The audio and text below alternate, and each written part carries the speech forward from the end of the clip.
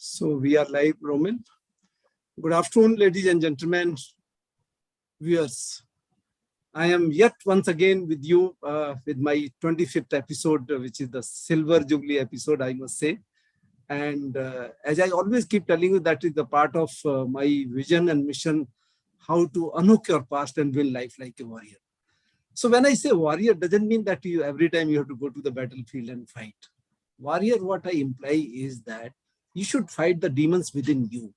And those demons are the fear of failure, limiting beliefs, fear of falling, fear of missing out, ignorance, or many other such kind of self-sabotaging traits.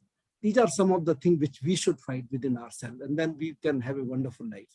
So the warrior word, which I call on my platform from every walks of life, they have really truly lived that word warrior. And what I mean by the warrior is W is the winning mindset. A is the attitude of gratitude. And the R is that you should remove clutter from your life. The next R is you should reinvent yourself. And then I is that you get inspired and do inspire others. And the next letter O is overcome your procrastination in life, then the life will become beautiful. And finally, the last letter R is that reap the rewards of ROTI, that is return on time invested. So, ladies and gentlemen, today with me is the same warrior who, in the true sense, warrior in the army, as well as now in the civil dress, also he's living life. That one who is exceptional. And with me is Lieutenant Colonel Romil Barathwal, who is Mount Everester, who has summited the Mount Everest. You can well imagine. Then he is ultra marathoner. He is a podcaster. He is the CEO of a company and whatnot. So before I get into detour, let me just go back to the Colonel Barathwal and welcome Colonel Barathwal on behalf of my viewers. And that it's very nice to have you. It's my privilege to have you and discuss with you. Jai Hind, sir. Jai Thank you so much for inviting me here, sir. And congratulations for your Silver Jubilee episode. It takes a lot of effort to build up a platform like this, getting people and discussing so many things, doing homework. So congratulations, sir. And thank you so much for the kind words you have said. And as we understand, whatever I've been able to achieve, whatever less I've been able to achieve, it's all because of the kind of upbringing which the army has taught us. And that's the common link between you and me again on this evening, sir. Thank you so much for the invite. So I'm very happy to have you, Romil. And as you rightly said, this is a common thread between us. But to start with, let me ask you that, Romil, just about your little background, that where your schooling was done, how you go ahead in your basic learning and where from you are. So let's viewer know about your little background. Great, sir. So in my case, I belong to Uttarakhand, but my parents had shifted once they were in school. So that my birth and everything happened in Delhi. Born, brought up here. Initially, I was in KV, then shifted to a school called Sardar Patel Vidyalaya, which is there in Lodi state. After 12th, I got into the National Defense Academy in 1994. And as they say, rest is a history. Then Army made me wherever and whoever I am, doing masters from IIT Kharagpur like you, to various assignments wherever I was posted. I tried and did my best. And that's how it happened. I was training the teams for endurance sports and all. I have a younger sister who's there presently in the US. She's married there. My parents are there. I stay with my parents in Delhi, but my parents have recently shifted to US on vacation. So that's a small family. I have two daughters. The elder one is in class 12. The younger one is in class 6. My wife also is in our company only. She's the one who runs the back end of all the operations which we do. Okay. So it's all homogeneous and family passion which we are following by means of both. Good, Romil. It's a well-knit, short and sweet family and following the same passion. And that is the good part of life, that if everybody can gel with the same thread, then I think nothing could be more wonderful than that. So let's come to the point that Romil, you finally joined NDA.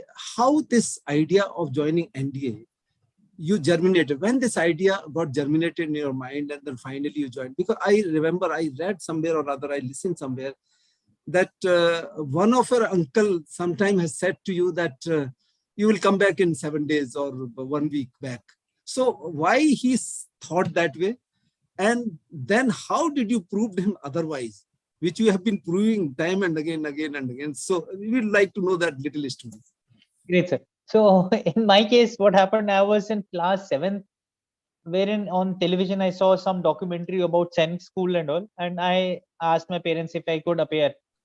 But then somehow I realized that Scenic School entry was from class 6th, and I was already in 7th, so it didn't happen. So that was the seed which was sown many years back. It died down.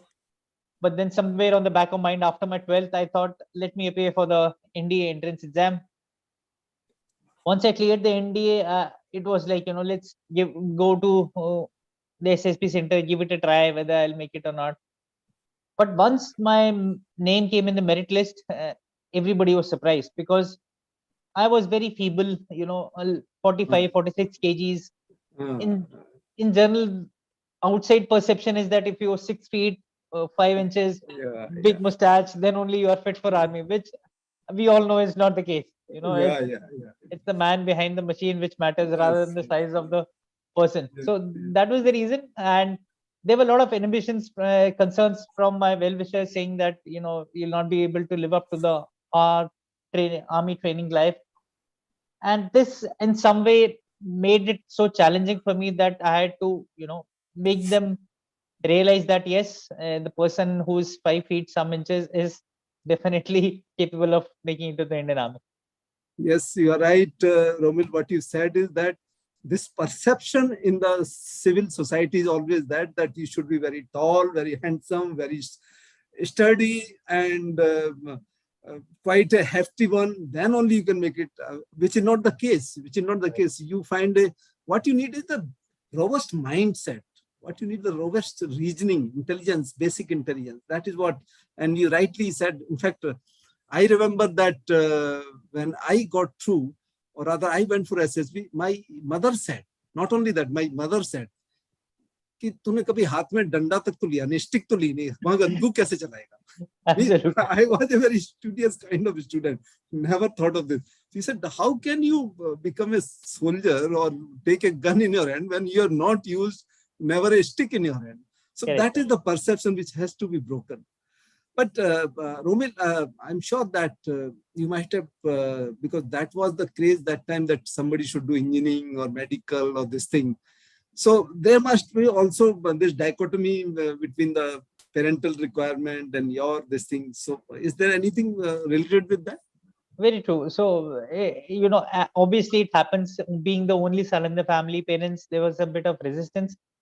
But I think they also thought that, okay, the son is going to come back after a month or two, so let him do what he wants to.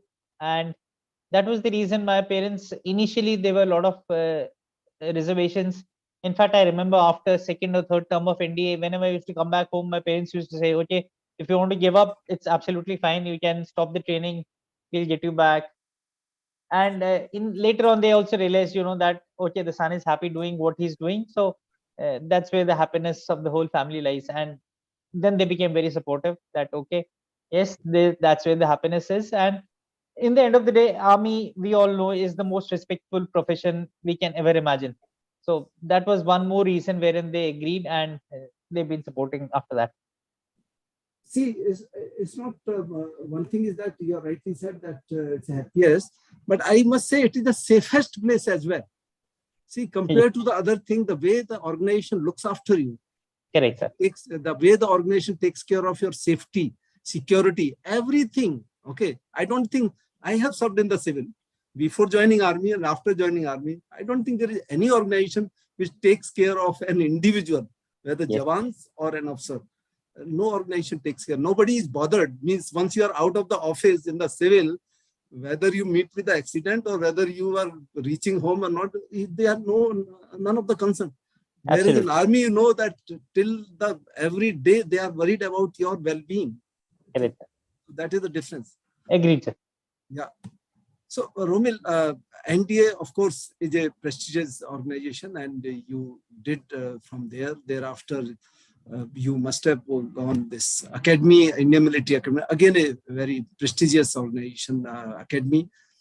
But immediately after commissioning, you were landed up in the Kargil War of Vijay, I think, isn't it? Yes, yes, absolutely. Because you were commissioned during that period of time.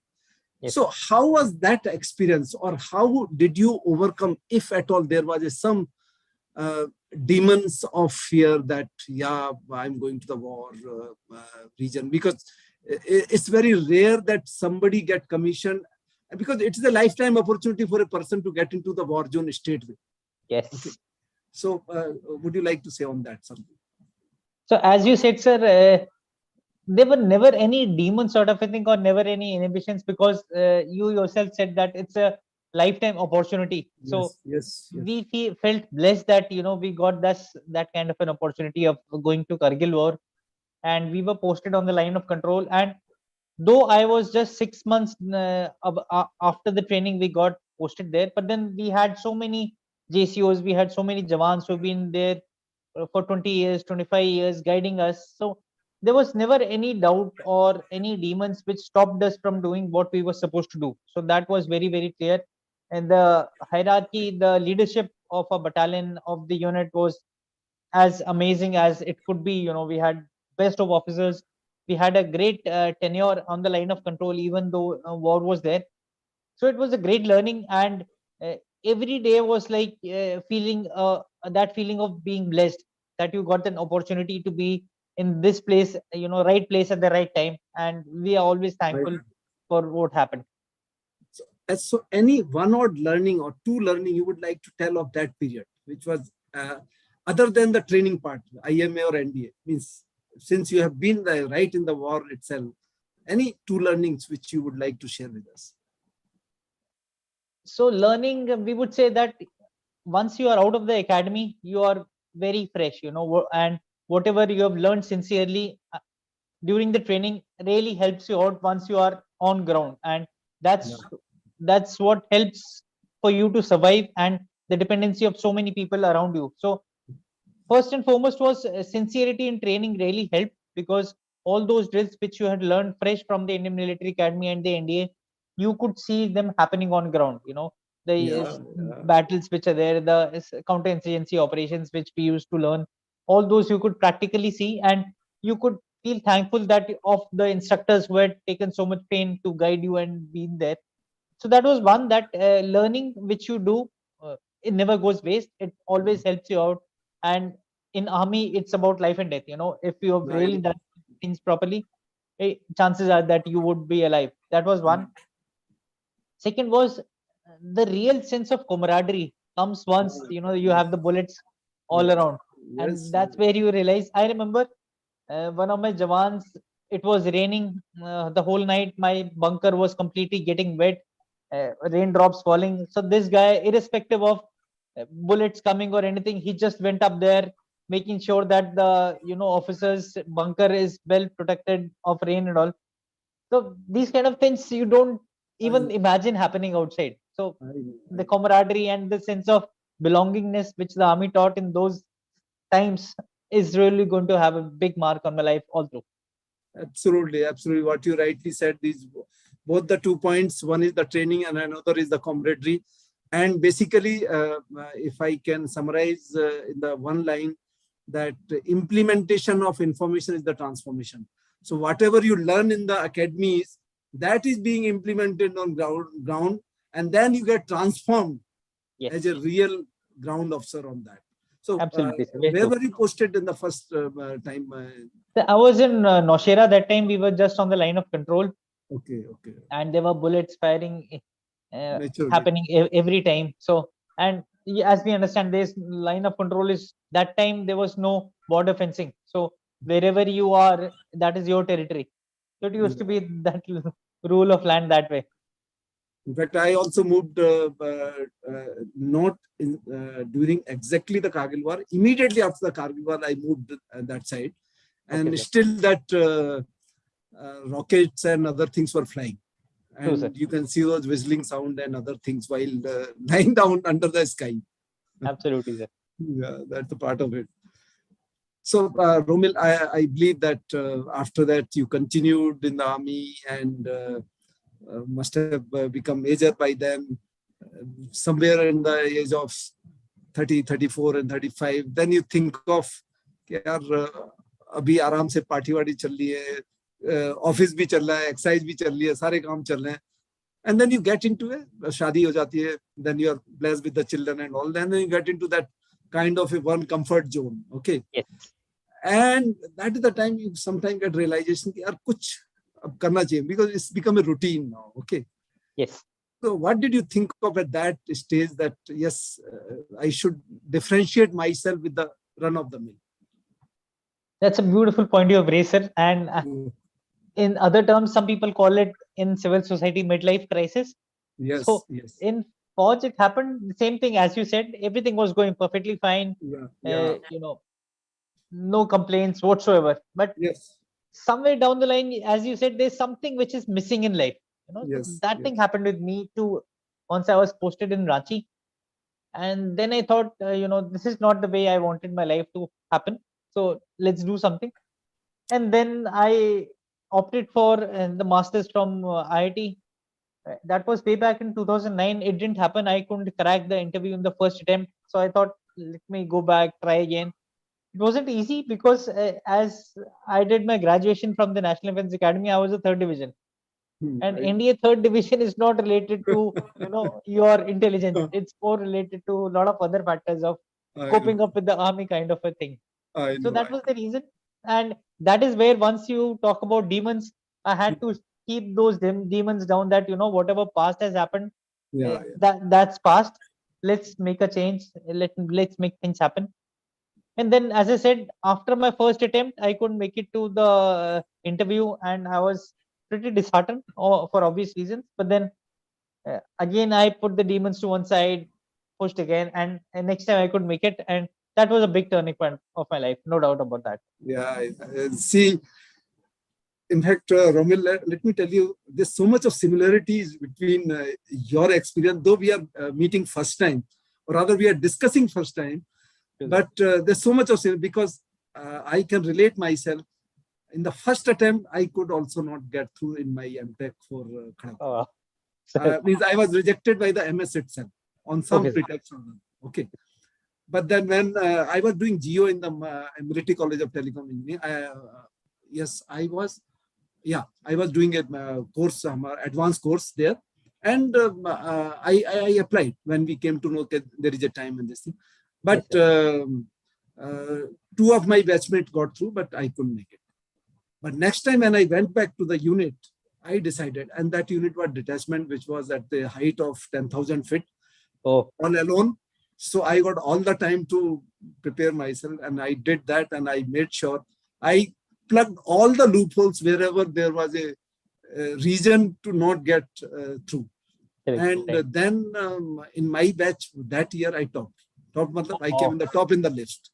So much of similarity that you made a second attempt and this thing.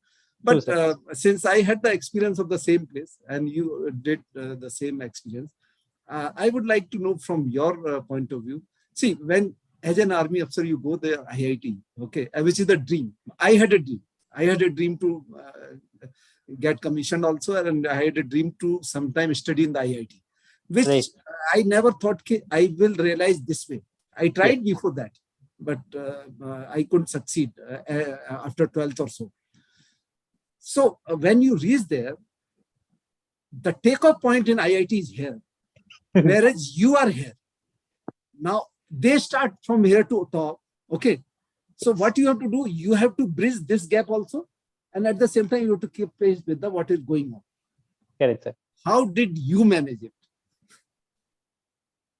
That was extremely challenging. Extremely challenging. I'm sure you can relate it the same way as I'm thinking. It was more challenging, I felt, because my graduation was in electronics. I was going for computers. And I remember the first book I picked up for preparation for this, I asked someone that, which book you need to read. So one of my seniors, they told me, read about operating systems. I said, what is operating system? Because that time Windows 95, 98, I said, Windows 95, what is there to study? So he said, there is a Dragon Wala book, which is there in the library. Get that. So that Tenenbaum book was the first one which we read, and it was difficult. And I still remember I had uh, more than once I had tears in my eyes, thinking that Yes. you were so comfortable back home in unit, and now you are here struggling so much even to pass. And but then every day it was a big learning, because you were progressing towards your aim of excelling in academics, and Yes. that was the only consolation point which made sure that you kept on pushing the pedal every day, morning, night, 24 hours a day, wherever you could squeeze in some time to study. So that was the only motivation which was there. Wonderful, wonderful. And Romil, what you have brought out, viewers, let me tell you, this is what happens when an army officer, because he is not going from an academics, he must have studied 10 years back. And now when he is going for this, there is an immense gap between the academics and what we are there. So to bridge that, what Romil has brought out, that he had a tears, there is no denying the fact. Everyone goes through, especially the first 6 months. You Correct, really sir. come on the verge of that कि कहीं वापस न भेज दिया जाए, because there have been cases where you have been sent back if you don't score a minimum 6 CGPA cutoff. That is Correct, the, sir. in Kharagpur only it has happened. So we Yes. were always scared of that. But Romil, let me tell you, at the end of the day, it is the army officer who tops. In my discipline that year, we both were on the top. We were 6 Oh, out of 6. We 2 were on the top, and many other, like even in your mathematics department or the IT department, even the computer science, in our best time, it was 3-4 of army officers who topped in their department, because they are consistent, they are yes. committed, and they are regular. Okay. Absolutely, sir. And that army learning of teaching of systematically learning, Yes. okay, step by point wise, and that makes the winner them at the end of the day. True, sir. Good, Romil, you brought out this point. After that, Romil, another thing is that this is true that you came out of your comfort zone, and it's for everyone. Every progressing officer thinks I should do something different so that I become different than others, and that you achieved first step by doing your MTech. Now, thereafter, when you got an idea of doing this, I have to do the Mount Everest, or I have to summit the Mount Everest, and what was your why? मतलब क्या ऐसा चीज थी, क्या inspiration थी that made you to think of that side? Because generally, yes, you proved yourself that you don't want to be in comfort zone. You want to stretch your limits so that you become ordinary to the extraordinary. That is the beginning of it. But thinking of the Mount Everest itself is I must say, a challenge. And then implementing, of course, we will discuss later. But how it started off, that is the beginning. Means not many people who must be listening will get inspired by your thought process. So, sir, first and foremost, as we discussed, IIT Kharagpur was a big turning point in life. Of course. Because from being a no one to someone who's made it to IIT, and you all understand the kind of IIT thing which gets into you, get so much of confidence that, if you work hard, yes, yeah. sir. So it's like you have tasted success, and you realize that if you work hard, then, you'll get that success, whatever you do. Yes. So that self-belief was one thing which was lacking till now, and that transformed me completely, if I may say that.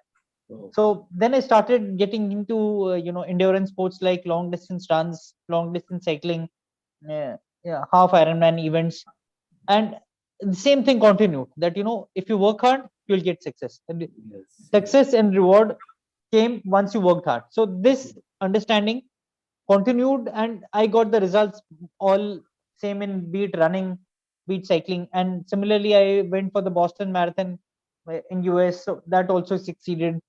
So, may I ask you, Romil, here, this Western Marathon, you went at your own or from the army side?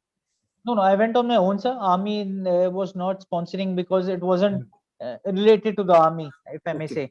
Okay. So that was the reason. So, and similarly, I was not good in running. I kept on running for quite some time, and then I succeeded in qualifying for the Boston Marathon. But then that Boston Marathon again was the second stepping stone. The army realized that, okay, this officer has gone to Boston because permissions and all you take from the army. Then they gave me the responsibility of training the army team for the ultra marathon, the army ultra marathon team. Okay. So once that went, the team did exceedingly well. We made a good number of records in a short span of time. I was training the team, army team, for the Army Adventure Challenge Cup, and again the results were very, very interesting. So we were doing very well. And once all these things were going on, then the opportunity came for Everest. So there was a letter being floated that army is looking for volunteers as team leaders for the Everest.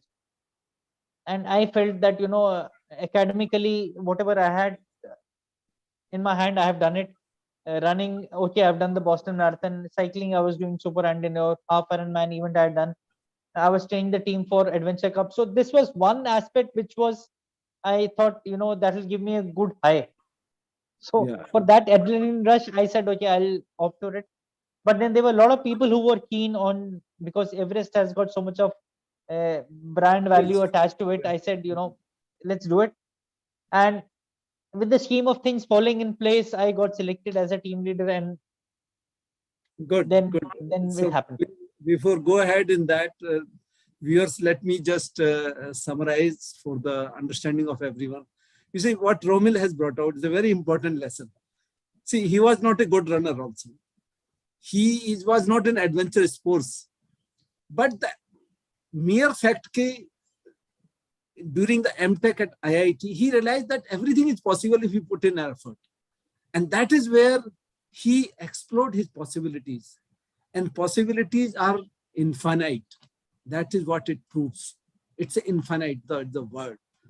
And what he did then, he first went for one run, then Boston run, then ultra marathon, then cycling. And even he did one of the stadium where he did around 185 kilometers in 24 hours.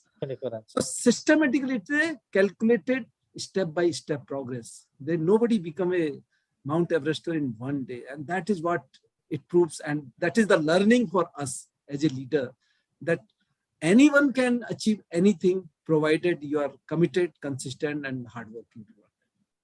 So with this, Romil, that point comes that you have been finally opted for Everest, being a leader for that, and you were selected basis on your background, basis on your past records. And once you were selected, there are, I believe, hundreds of people which you will have to shortlist and all these things. But, climbing yourself and taking care of yourself is much easier. Okay. If you are responsible for yourself, it's very easy because you know your strength, you know your weaknesses. You can work on your weaknesses, you can capitalize on your strength. But once there are another 100 people or 20 people, it's very difficult task to lead them, to find their weaknesses and their strength, and then you capitalize on their strength and their weaknesses. Because as a leader, it's not only yourself, it's about those lives you are very responsible. So that the planning of the event, at the same time, that execution of the event is a very important. And that too, when you are planning for the thing like scaling the Mount Everest. So somewhere, that fear of failure definitely comes, because the fear is a very natural phenomena, emotions. Okay, you can't stop it. So how did you, by way of your training, by way of execution, got over this initial fear of failure and finally scaled the mountain along with your team, which is the most creditable thing which can happen? So, sir, in our case, good part was, first of all, it was the army team, very, very professional, very sound, very disciplined, and physically and mentally very strong. So I had about 100 plus people to select, and we were to lead a team of 14 to the summit. So the best part was all these people were volunteers. It was not that uh, they were not interested and then we were forcing them. So everybody was giving their complete heart and soul into training. And one thing I was very clear, that result is obviously not in our hands, but hard work for the duration we have before the start of the climb is in our hands. Yes. So that we said, come what may, we'll not compromise on that. That we'll not leave anything substandard. Whatever is possible in our hands, we'll do our best. And that included the kind of diet we were having, the kind of medical tests which were required, the kind of training which we're doing. So we chose the worst of areas. Like we were there in Siachen, we were there in Leh Ladakh for complete 1 year training for this, and with minimum resources, because we used to have one army 4-ton or a 3-ton vehicle, and we used to keep all our stores, all kitchen stuff in the behind in the body of the vehicle, all 30-40 people inside 2 to 3 such vehicles, officers sitting next to the driver. We said we don't want any luxury, we just want that training should be the way it should be trained. I mean, the training should happen. So that's why we trained really hard. There was no respite, no picnics, no chutti, nothing. We said, if we have to start an expedition, we'll have to make sure that by the time we start a trek, we are 100% sure in our mind that okay, we had to achieve this standard and we have achieved it. And that was the reason, all the team members could reach the summit of Everest, because everybody had that why very clear, that it's the cause of, we are not going as an individual, we are going as a team and unfurling the national flag on top of the Everest. And there's nothing which can come in our way as regards training, as regards anything which can go wrong. We'll take care of that, but we'll do our best to make sure that we are there on top, with the national flag on top. And being the army team, there was already so much of enthusiasm in all the Yeah, boys yeah. and the team members. So that was very clear that we'll do our best, and that's what happened in the training as well. No, it is, Romil, it's I think the most creditable that when you go as a team of 20 and come back safe and sound, I think nothing could be most satisfying than this, because uh, means it's only your training and your hard work, or anticipating the what could be the flaws and this thing, and taking action beforehand, that helps. Otherwise, there have been many cases where there have been a mishap, and all people could not complete, and they came back. It Right. happened in the. I have interviewed another Mount Everester, and in that case, the Air Force team went with, I think, some 10 people or something, that 4 or 5 have to return back. So it's a complete planning and then execution of that training makes a difference. And at the end of the day, it is the leadership, and which you proved yourself. That's wonderful, and must congratulate you for all these achievements, what you've done. Thank you, sir. Yeah. So, Romil, the one important factor which comes in this kind of adventurous activities, where you really need what is neither mental toughness, okay, because nothing can be achieved in such scenarios. Of course, the mental toughness is required at every step of life, but in such a scenario where you have to climb the Mount Everest, uh, more than the climbing, when you are coming down, that is the most difficult part of, I believe, because I have also served a little bit in the mountain, the Leh Ladakh region. So one has to be most careful while coming down. So how do you, what was the training part which built up that mental toughness of winner? Mental toughness of a winner means, yes, we have to win it, or we have to summit it and then come back. That's a What great was, question. yeah. That's a great question. So what happens is, now I run this company, Boots and Crampons, and I do a lot of interviews. Of late, I've not been doing much, but then many times people ask me that, everybody understands the importance of mental toughness, but how do you build it up? Yes. That's the critical part, that how we build our mental toughness. And the only thing I can find is that, the way army trains is that you be disciplined, in the sense that once everything is against you, your body is giving up, you feel that okay, you'll not be able to reach the top, and there'll be a lot of things which will be, barriers in your way to success. It's the will of not giving up, that failures everybody will have, but then learning from those failures and understanding that that feeling of failure will really pull you down, and you should not fail. And Yes. if you don't have to fail, then you will have to keep pushing. Even if you're taking very very small steps towards the direction of your destination, Yes. you're moving towards the Yes. destination. So Yes. Yes. when people tell me how do you build the mental toughness, I would say the same thing, that don't give up. Yeah. It looks very easy of to say now, in our rooms, not giving up, but then many a times there'll be chips which will be down always, but then you'll have to force yourself of saying that that giving up will always pull you down. You don't have to give up and keep pushing. And whenever you feel like giving up, take one step, however small it may be. You're moving towards the destination, which is important. So true, so true. What Romil, you rightly said, that whenever you feel like giving up, just put one step forward. And what somebody has said, that winners never quit and quitters never win. True, sir. So one should never quit. That you rightly said, and also that you mentioned that learn from the failures. Wherever you get stuck or fail, you learn from that. So always the fail is the first step in learning. It is a first True, sir. first attempt in learning. Basically, that is the fail means is there, and always the far end of the failure is the success. Absolutely, sir. Far end of the failure is always a success. So keep failing and keep moving forward. So fail forward, not fail backward. That is what you really brought out, and that brings the mental toughness. That brings them. Yes. So here, one more thing which is very important, Romil, which I personally feel that you see, fear, of course, is always there in real life or in such expeditions or such projects. Fear is always there wherever. But the opposite of fear is not the courage. Okay. Opposite of fear is not the courage.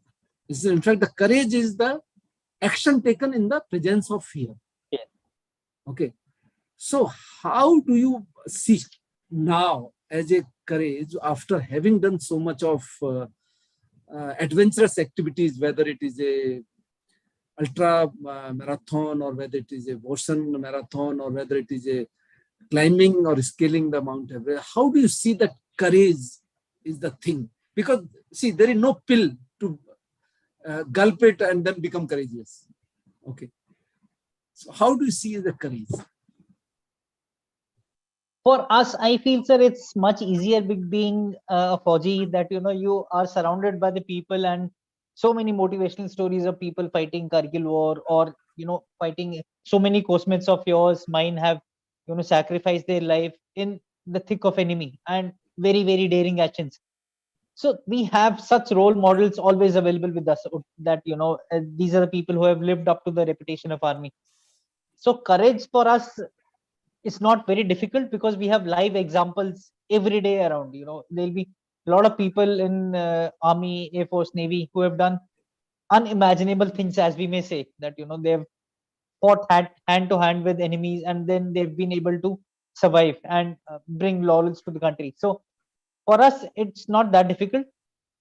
And what I personally feel, it's a split second decision, that either Yes. you go back, Mm. but that going back to the unit, and or your own self, that you have failed, is not a good feeling, and you'll never be able to live up to it. So courage that way, once you know that even if you don't want to, you have to take that first step towards the destination, or towards your target. So that is one thing which will make sure that you show the right amount of courage once it is needed, that even though things are not in favor, you don't want to do it, but then this is right, and this is you should follow, is the one which would give you the right path, in terms of whenever the courage is zapped out of you. Absolutely. So beautifully explained, Romil. And the one point which you brought out, I must highlight that it's a split-second decision. Okay. And where the attitude of flight or fight. In the presence of that fear of unknown, either you should fight that fear or you flight back. Flight back you don't do, because without pain there is no gain. You don't get glory without the guts. So if you remember these things, of course you will fight. And the moment you fight or you take that calculated risk step by step, courage automatically increases. Yes, sir. So action in the presence of fear will make you courageous, Otherwise, there is no way out. True that. And you rightly said it's a split-second decision. Perfect. Viewers, you must understand that these are the terms which are needed in the life to live a life of a warrior. Win life like a warrior. So this mental toughness, courage, getting rid of fear of failure, these are all needed for a real life experiences. Romil, then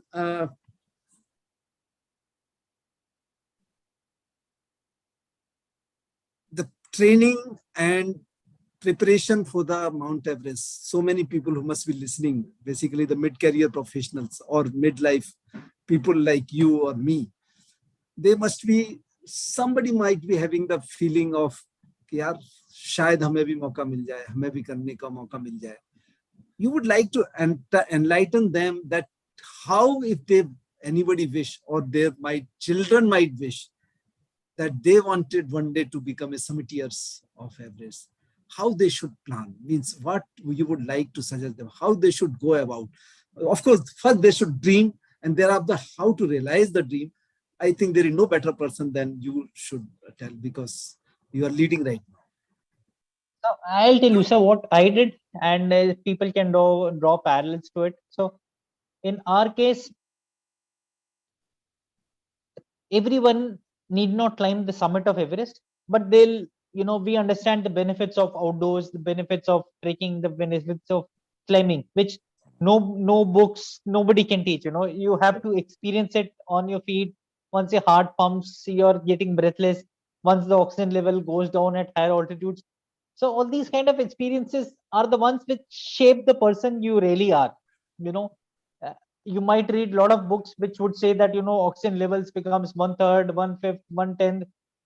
Those are just numbers, but then once you gasp for breath and you're not getting oxygen, that is the time you realize that these things do happen, and how do you fight that out. So looks very glamorous in the beginning, that climbing mountains, seeing Instagram photographs, YouTube and all, but then it's not as glamorous, but then it's definitely worthy enough for a try. You should surely do it. And somebody who wants to do it, I see there are a lot of people who are available for guidance, like what we did once it was decided we are going to climb big mountains. So we took assistance from all the people we could get hold of, all the army people who have climbed Everest, naval officers, or apart from that, civilians as well, whomsoever I used to get in touch. There's a lot of literature which is available on the internet these days. There's no excuse whatsoever. YouTube has tons of videos on how to climb Everest, how to prepare, what should be the step-by-step procedure. So follow that. Start with lower mountains first, as obvious. You don't eat the elephant in one bite. You take small bites. So you climb the smaller mountains first, increase the height slowly every 5 to 6 months, build up your fitness, because without being fit, nothing is going to happen, I'm sure. And read a lot of literature, build up your mental strength, see what all variables can come between you and the mountain, try and cut them as far as possible. And then if you've been really sincere and if you really want something, you will find a ways and means to make it to the top of Everest. Take guidance from people who have already done that. They'll be able to guide you. Take guidance from people who have tried and not been able to do that, because they'll be able to tell you what was the reasons which didn't let them climb. So do your homework very well, uh, plan everything very methodically, and it should not be a problem if you have a good long term horizon, because nothing happens in short term. It has to be a long term process, and then only it's going to make it happen. I believe it takes around more than a year of preparation and training. Yes, sir, definitely. For an army team like ours, it took complete 1 year. For someone who has a job, who has other commitments as well. So anywhere from 0 level to the Everest, it should take about 2 to 3 years to make it to the top of the summit. And what about the finances part, if you can give some statistics? Definitely. So any good company for climbing Everest would cost close to 30 lakhs, and upper limit would be about 50 to 60 lakhs or more. But then that is only for the time once you start the Everest climb to the time you finish it off. So before that, somebody is not going to climb Everest directly. So you need to do 4,000, 5, 6, 7,000. So a conservative budget close to 50 to 55 lakhs would be required for climbing the Everest. Most of the time it is through sponsors. There are a lot of companies, governments which would sponsor you. You have to find your cause which would make yours a USP, unique selling proposal, that why should somebody be investing in you for climbing the Everest. Once you have worked out, done some homework, I'm sure you'll be able to find that. And 2 to 3 years, 50 to 60 lakhs is the kind of effort which would be needed for making to the top of the world. So, Romil, when you talk about the USP part of it, can you just elaborate a little bit, means how one can create the USP? What exactly that means? Definitely. So, like a friend of mine, he climbed Everest. His was that he was from tribal area in Andhra. So he wanted to inspire people that, even if you're from a tribal area or you're not exposed to the outside world in that manner, you have still those things which are required for making. And tribal department of the government of India supported him. There are few people who want to do it, with clean energy, not taking any, not leaving any carbon footprint, or solar energy. So solar energy companies would sponsor him. Something you have to find. Somebody was vegan, so some vegan community crowdsourcing, those people funded him. So the ways and means you have to find, and based on that you will get sponsorship from people who are in the similar field. Okay. So basically, is that you carry some cause, which Yes. way back after that spread the awareness among the people, and it helped the masses. Absolutely. And then any organization can back it up. That. True, sir. So in that spreading of towards your that vision and mission, I know that. Romil, you are part of a company, or you are a CEO of that Boots and Crampon Private Limited. So can you just, for our viewers, tell about your little vision and mission of this company? What exactly your thought process on that? So ours is very simple and clear. We want outdoors to be, everyone, be it a child. Like recently, last month, we took a 6-year-old to the Everest base camp. Oh. So what we feel is that more and more people stepping out of the houses, getting out of the mobile screen time, they'll really benefit a lot once they do it. And we want to make mountaineering and trekking accessible to everyone around the world. So we operate in 5 continents as of now, and we want to spread the company into various other places as well. Smaller mountains, bigger mountains, all around the world.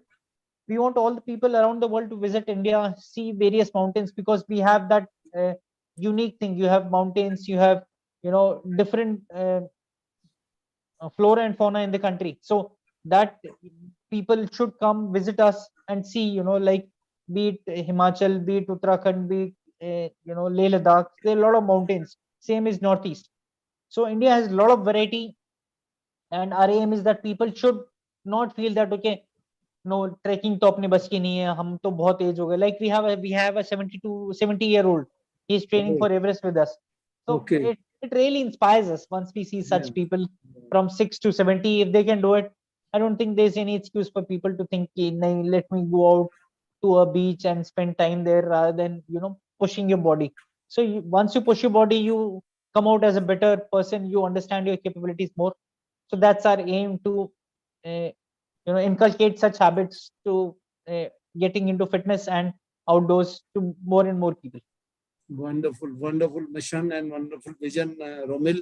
And this 70-year-old which you are talking about, so he is under preparation right now, or he has already scaled? No, so he did a trek called Everest Base Camp 3 Pass trek in Nepal with us, 21 days. Now next month he's climbing with us in Himachal, 6,000-meter peak, and Okay. subsequently he plans to scale the Everest. Kya baat hai. All the best for this gentleman. In fact, our wishes, my viewers' wishes are always with him. But Romil, this time I knew from that social media that when you went, you took your daughter also along with you, and she's just a teenager. Sir. Would you like to share some experience, some incident with her? So, incidentally, the batch my elder daughter went with in the Everest base camp. What happened was, day one, we went to the airport from Kathmandu to fly off to Lukla, and we took the bus. We got the boarding passes. The moment we were about to board the flight, it was announced that the flight is not going to take off but because the weather has packed up. So it was very disheartening. Obviously, we came back. Next day, again, we went to another airport, which was 6 hours away. Again, we got the boarding pass. Again, we were about to take off, but then again, it was mentioned that the flight is not taking off. Okay. So we came back again. And this is within Nepal only. Yeah, within Nepal. So from Kathmandu, you could supposed to fly to Lukla, but then the flight, because of weather in mountains, unpredictable. Yeah. So second day again, the flight didn't take off. Third day we went. Third day again, same thing happened. So we drove down, and then we started a trek. So a 15-day trek was cut short to 12 days, and 15 days is very fast paced. So once it was cut down to 12 days, it became more intense. Yeah, naturally. And we understand that at that time we feel bad, but now once we look back, we realize these situations made us so tough that uncertainty, because that was just one small aspect. Once we look back and think that flight didn't take off, but then it has made us a tougher person to handle challenges. These kind of life lessons have come in by way of examples of the Everest base camp trek. And so we feel really proud that we led the batch and everybody did extremely well, and they've come out as a tougher people than who they were before they signed up for the trek. And similarly, my daughter really enjoyed the trek, really pushing the limits hard. And now tomorrow we are going for another trek, and this time taking the younger one. Okay.